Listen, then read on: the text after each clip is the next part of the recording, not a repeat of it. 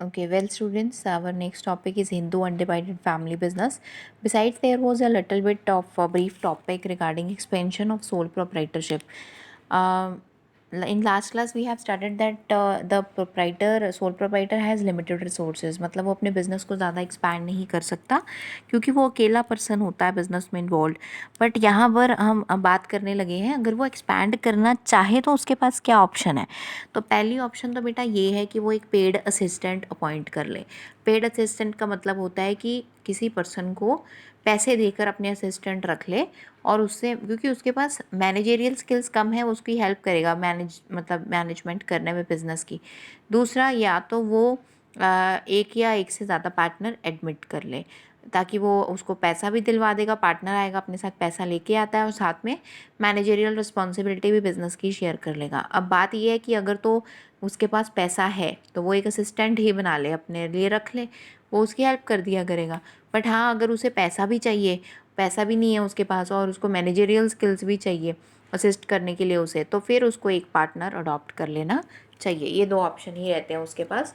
Then हमारे पास Hindu undivided family business की बात आ जाती है। ये एक बड़ा unique form of business organization है बेटा।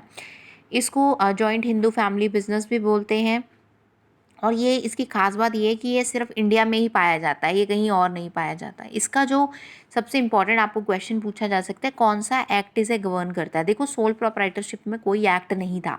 एक्ट मतलब कोई लॉ का फ्रेमवर्क ही नहीं था, लीगल फ्रेमवर्क।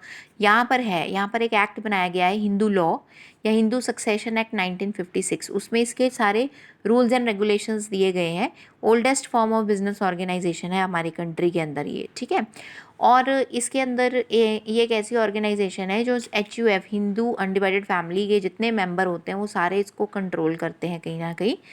और बेसिस ऑफ मेंबरशिप क्या है कि is the birth of a particular family, ठीक है, and 3 successive generations can be members in the business. एक फैमिली में अगर आपका बर्थ होता है उसके बाद next generation, next to next 3 generations तक ये बिज़नेस चलाते हैं और ये नेक्स्ट टू नेक्स्ट हेड बनते जाते हैं। ये सबसे इंपॉर्टेंट पॉइंट यहाँ पर देखो, सेकंड वाला है कि जो एल्डेस्ट मेंबर होता है वो बिज़नेस को कंट्रोल करता है और उसको हम नाम देते हैं कर्ता। कर्ता को मैनेजर भी बोलते हैं बट इसके अंदर हम कर्ता बोलते हैं। जो कर्ता ने डिसीजन ले लिया वो सारे मेंबर्स को मानना पड़ता है, ठीक है। All the members have equal ownership right over the property of N ancestor, ठीक है। सारे के सारे जो मेंबर्स हैं उनका एक जैसा राइट होता है प्रॉपर्टी पर, ठीक है, और इसीलिए उन सबको नाम दिया जाता है को पेरेंसर्स का, ठीक है। ये इंपॉर्टेंट है। देन एंसेस्ट्रल प्रॉपर्टी वो कहते हैं is different from self acquired property. Why? Ancestral होता है जो हमें पुश्तों में मिलती है चीज़, जैसे फादर्स, ग्रैंडफादर, ग्रेट ग्रैंडफादर से ऐसी तरह से प्रॉपर्टीज़ मिल जाती हैं। वैसे ही अगर आपने कोई बिज़नेस अपने रिलेटिव से ले लिया है या आपने कुछ ख़रीदा है खुद, तो वो सेल्फ एक्वायर्ड बिज़नेस होता है, वो बाय बर्थ नहीं होता, ठीक है, इनहेरिटेड नहीं होता by a person only because of his birth और फैमिली। अच्छा, उसके बाद ये इसका इंपॉर्टेंट है कि ये दो सिस्टम ऑफ इनहेरिटेंस हमारी कंट्री में प्रिवेल करते हैं। एक दया भागा सिस्टम है, एक मिताक्षरा सिस्टम है।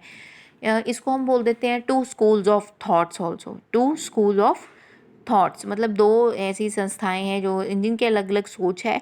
तो वो ये सोच क्या कहती है दया भागा सिस्टम की, ये वेस्ट बंगाल में है सिर्फ। सबसे इम्पॉर्टेंट बात तो ये है, इस सिस्टम के अंदर बेटा जितने भी मेल और फीमेल मेंबर है वो फैमिली के, वो सारे इसके मेंबर बन सकते हैं, इस बिज़नेस के, HUF के।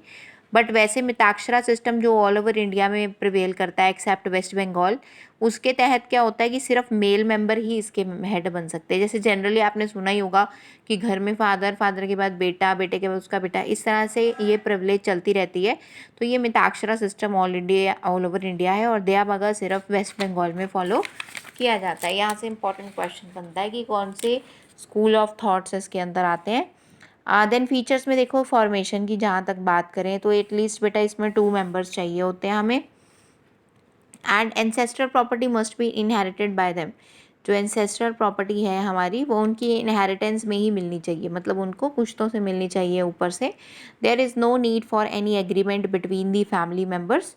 कोई एग्रीमेंट का नहीं इसमें रिक्वायरमेंट होती, क्योंकि जैसे ही बर्थ होता है किसी का वो मान लिया जाता है कि वो भी अब बिज़नेस का मेंबर बन गया है, ठीक है। और इसमें फॉर्मेशन में क्या बात होती है कि हिंदू सक्सेशन एक्ट में जो रूल्स दिए गए हैं वो हमने इसमें फॉलो करने हैं। सेकंड है liability. Liability of all the members, very very important point है, उसमें सोल प्रोप्राइटरशिप में अनलिमिटेड लाइबिलिटी थी। अब देखो यहाँ पे उन्होंने बोला कि सभी मेंबर्स की लाइबिलिटी क्या है, लिमिटेड है, एक्सेप्ट कर्ता की क्या हो जाती है लाइबिलिटी, अनलिमिटेड। ये क्वेश्चन बहुत कॉमन है, पेपर में पूछा जा सकता है आपको कंफ्यूज करने के लिए कि HUF बिजनेस की लाइबिलिटी सिस्टम क्या है। तो आप बताओगे जो करता है, हेड ऑफ द फैमिली या हेड ऑफ द बिजनेस, उसकी लाइबिलिटी होती है अनलिमिटेड, मतलब उसकी प्रॉपर्टी को हम एक्वायर कर सकते हैं अगर वो डेट नहीं पे कर पा रहा।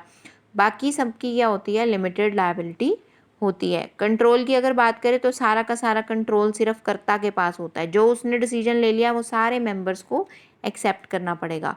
कंटिन्यूटी की इसमें कोई दिक्कत नहीं है, अगर करता नहीं रहा तो नेक्स्ट एल्डेस्ट मेंबर जो घर में होगा वो उसका जगह संभाल लेगा, ठीक है। बाकी बिजनेस हम टर्मिनेट कर सकते हैं, ख़त्म भी कर सकते हैं अगर मेंबर्स सारे मिलकर चाहें तो, टर्मिनेट करें कंसेंट ऑफ मेंबर्स हो तो।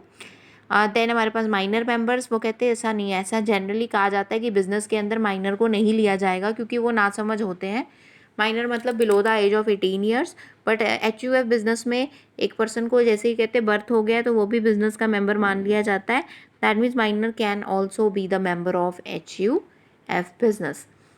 देन इन्होंने बताया है karta is the most active member in HUF, ये आपको पता है क्योंकि सब कुछ वही मैनेज और कंट्रोल करता है। मेरिट्स ऑफ HUF देखो बेटा क्या है, सबसे पहला है इफ़ेक्टिव कंट्रोल। जो हमारे बिजनेस में सबसे ज़्यादा इफ़ेक्टिव कंट्रोल कर सकता है वो है कर्ता, ठीक है। कर्ता हेड ऑफ द फैमिली है, वो डिसिप्लिन को सारा मेंटेन करता है, वो देखता है कोई लड़ाई झगड़े ना हो, ही this avoids conflicts. It also leads to prompt and flexible decision making. बहुत प्रॉम्प्ट मतलब बहुत क्विकली डिसीजन मेकिंग भी हो जाती है बिकॉज सारा कंट्रोल एक पर्सन के हाथ में होता है। सेकेंड है कंटिन्यूड बिजनेस एग्जिस्टेंस, ये आपको बता ही दिया है कि अगर डेथ हो जाती है कर्ता की या हेड ऑफ द फैमिली की तो ज़रूरी नहीं कि बिज़नेस शट डाउन हो जाएगा, उससे नेक्स्ट पर्सन इनहेरिट कर जाएगा बिज़नेस को। Then limited liability of members, ये भी हमने ऊपर पॉइंट कर लिया है क्योंकि कर्ता की अनलिमिटेड लाइबिलिटी है, बाकी सबकी लिमिटेड है। इंक्रीज लॉयल्टी एंड कोऑपरेशन, अब यहाँ पे क्या होता है क्योंकि ये सारे मेंबर्स क्या होते हैं, फैमिली के होते हैं। अब यहाँ पे कोई सीक्रेसी ऑफ इन्फॉर्मेशन को लीक नहीं कर सकता, जैसे हम सोल प्रोप्राइटर में बात कर रहे थे कि वो इन्फॉर्मेशन उसकी सीक्रेट ही रहती है, कॉन्फिडेंशियल रहती है। तो वैसे ही यहाँ पर भी अगर मैं बात करूँ, लॉयल्टी और कोऑपरेशन इसमें बहुत ज़्यादा इन्हेंस्ड रहती है। वाई? बिकॉज सारी की सारी जो बातें होती हैं वो फैमिली के अंदर ही रहती हैं, ठीक है। देन हमारे पास आ जाता है लिमिटेशन। लिमिटेशंस को अगर हम देखें तो सबसे पहला लिमिटेड रिसोर्सेज। वाई? देखो इसमें सबसे बड़ी लिमिटेशन ये है कि हम एंसेस्ट्रल प्रॉपर्टी पे टोटली डिपेंडेंट होते हैं। अब एंसेस्ट्रल प्रॉपर्टी ज़्यादा होगी तो बिज़नेस एक्सपैंड हो पाएगा, अगर ज़्यादा नहीं है तो बिज़नेस शायद एक्सपैंड नहीं हो पाएगा। देन नेक्स्ट हमारे पास आ जाता है, अब यहाँ पे देखो ये इन्होंने यहाँ पे पॉइंट लिखा है, the business faces shortage of funds as ancestral property gets divided with the birth of every male member and members do not contribute additional funds. अब नया बर्थ हुआ, मैंने कहा वो मेंबर बन जाता है बिजनेस का, अब वो बढ़ता जा रहा है, बर्थ के अकॉर्डिंग वो बढ़ता जा रहा है, बट वो अपने साथ कोई एडिशनल कैपिटल नहीं लेके आ रहा है, प्रॉफिट डिवीजन होती जा रही है उस हिसाब से। अनलिमिटेड लाइबिलिटी ऑफ कर्ता, ये भी इसकी लिमिटेशन है बहुत बड़ी कि सारा कर्ता ही सोलली रिस्पॉन्सिबल हो जाता है बिजनेस की लाइबिलिटी के लिए, ठीक है। और साथ ही साथ उसकी पर्सनल प्रॉपर्टी भी यूज़ की जा सकती है, ये एक लिमिटेशन है। देन डोमिनेंस ऑफ कर्ता, डोमिनेंस मतलब कि वो ही सारा कंट्रोल है, अब कर्ता की मर्जी है, वो शायद वो अपना फ़ायदा देखना चाहता हो, बट ऐसा नहीं होता। कर्ता जैसा अब कर्ता समझदार है तो फैमिली के लिए बेनिफिट होगा, कर्ता समझदार नहीं है तो मे बी फैमिली लॉस में भी जा सकती है, because there is dominance of karta. Last है लिमिटेड मैनेजेरियल स्किल्स, बिकॉज सारा बिजनेस कौन कंट्रोल करता है, कर्ता। अब कर्ता के पास जितनी स्किल्स हैं मैनेजेरियल स्किल्स, उसके ऊपर डिपेंड करता है हमारे बिजनेस के प्रॉफिट्स होंगे या फिर लॉसेस होंगे।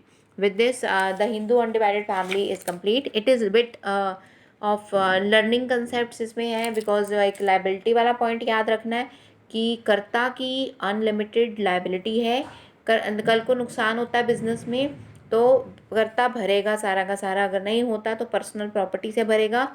बाकी मेंबर्स की लिमिटेड लाइबिलिटी होती है। फिर इसमें लिमिटेड रिसोर्सेज होते हैं, ये आपने बताना है, पैसे की कमी रहती है because by every birth member बढ़ते जाते हैं बिजनेस के, बट वो अपने साथ इनिशियल कोई कैपिटल लेकर नहीं आते हैं, देन इसमें खास बात यह है कि माइनर मेंबर भी इसका बिजनेस का मेंबर बन जाता है। सारा कंट्रोल कर्ता के हाथ में होता है, डिसीजन मेकिंग बिजनेस सारा कर्ता ने चलाना होता है। ठीक है, ये इसका इम्पोर्टेंट पॉइंट है।